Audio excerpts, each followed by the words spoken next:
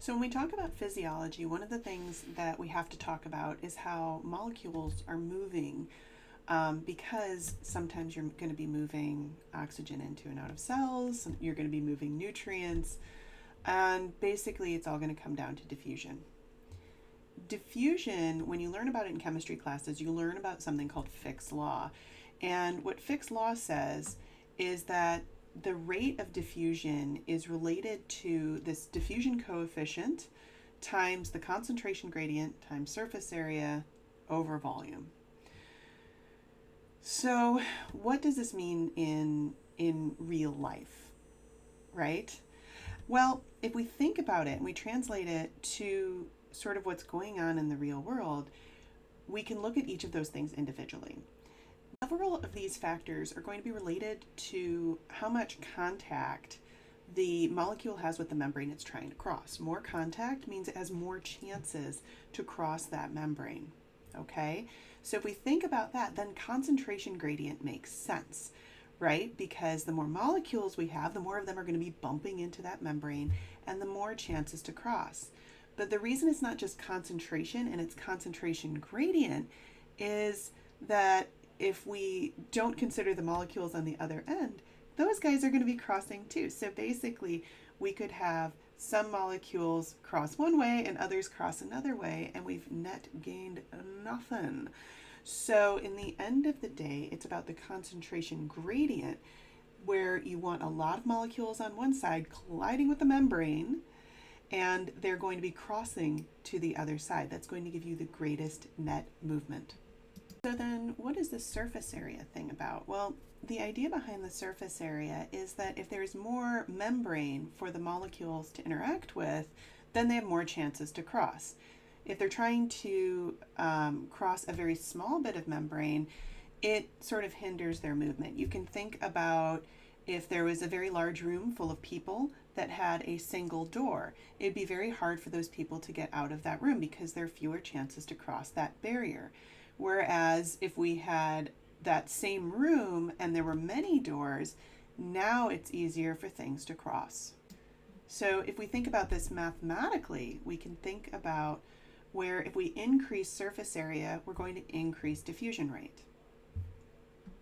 So we're going to take a minute, we're going to move to the denominator here. We're going to talk about volume. And when I think about volume, I think about distance, right? The further something has to travel, the longer it takes. You can think about this like your work commute. If you're working at home, that commute is zero because you don't have to travel, so it doesn't take any time.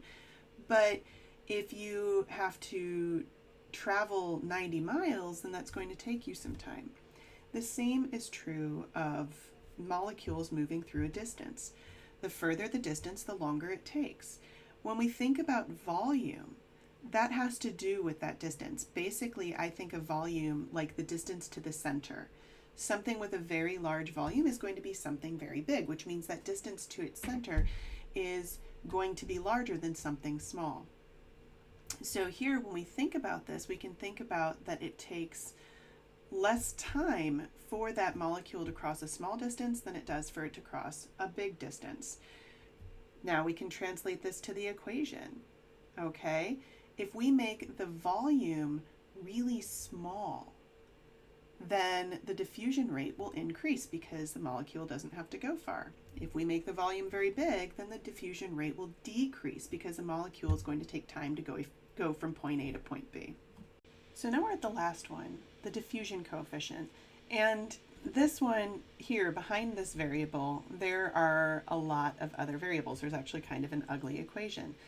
But part of that equation has to do with the size of the molecule. Bigger molecules are going to take longer to move. So I think about if you are in a crowd of people, if you're very small, you can kind of duck and weave and get between them, and you can get out faster. If instead, let's pretend that you are trying to make it through a crowd of people, but you're in a car. Now you have to have all those people get out of the way of the car, and that can get really difficult. So molecular size is important. It is not the only part here. There's also how much that molecule is going to sort of stick to things around it. And there are a few other factors related to this equation that we'll talk about later. In the end, we're going to simplify.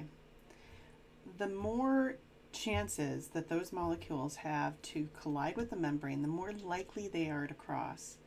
But of course, this depends on the concentration gradient if you're looking at net movement, because it goes both ways. So number of molecules is important. The number of collisions is important. This is why temperature can increase diffusion rates, because it makes those molecules move faster, so they're going to collide more. Smaller molecules move faster. And remember that we don't want the molecules to have to go very far, because shorter distances are faster. However, when we think about diffusion and we think about it in physiological terms, we also have to consider the permeability of the membrane. And if you remember from Bio 1, cell membranes are semi-permeable. That means not everything goes through. And this has implications, because if it can't go through, it doesn't matter how much it collides with the membrane.